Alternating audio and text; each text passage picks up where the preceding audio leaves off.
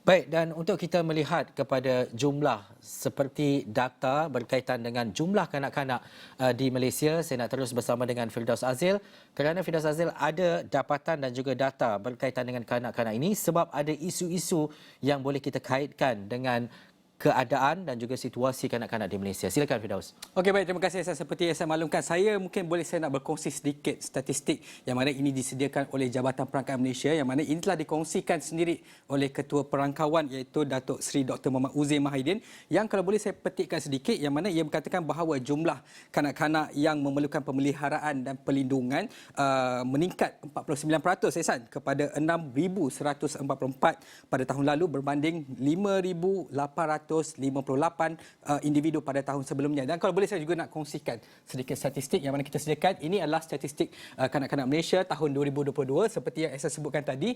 Jumlah kanak-kanak bawah usia 18 tahun yang mana kita dapat lihat negeri Selangor mempunyai bilangan kanak-kanak bawah usia 18 tahun paling tinggi 1.8 juta, yang mana ini diikuti oleh Johor 1.12 juta dan juga di Sabah iaitu 1.06 juta, dan ini mendedahkan bahawa di Selangor saja ialah merangkumi 25.8% daripada jumlah keseluruhan penduduk di negeri itu. Dan kalau boleh juga Ehsan, saya nak kongsikan dan seperti yang dikatakan Ehsan tadi, yang mana Kerajaan Negeri Sabah akan mewujudkan pusat perlindungan sementara di setiap daerah sebagai usaha untuk menyelamatkan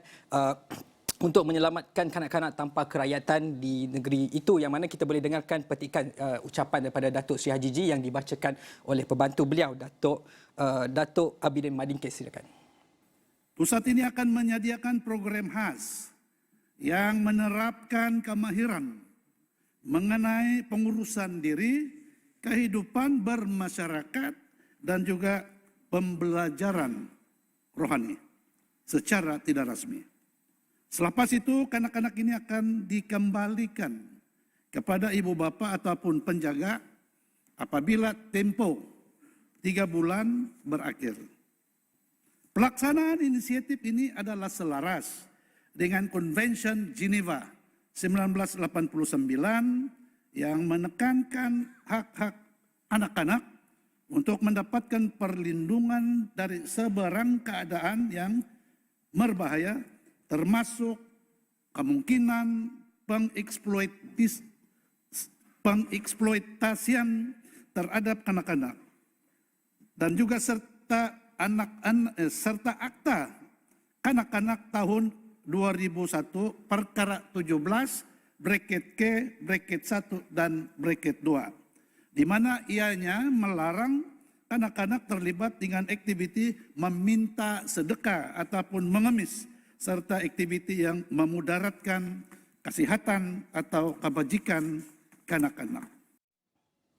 Okey, kita juga nak berkongsi tentang statistik ataupun grafik yang kita sediakan seperti mana jumlah keseluruhan kanak-kanak di sana. Kanak-kanak Malaysia pada tahun 2022 yang mana 28.1% berbanding penduduk Malaysia. Ini adalah jumlah kanak-kanak berusia di bawah usia 5 tahun, yang mana kalau kita ambil keseluruhan penduduk Malaysia ialah 32.65 juta.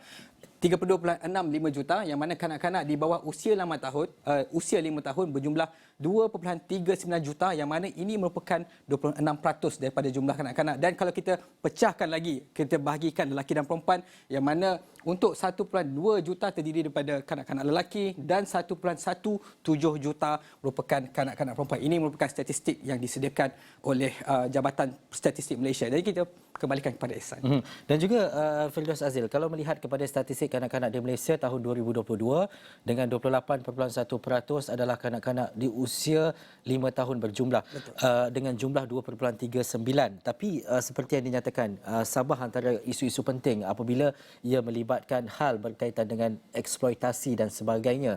Bagaimana isu-isu seperti ini dapat diselesaikan dan juga terutamanya di peringkat negeri untuk melihat kepada keadaan semasa dengan jumlah yang ada, mungkin disebabkan oleh kanak-kanak yang terbiar.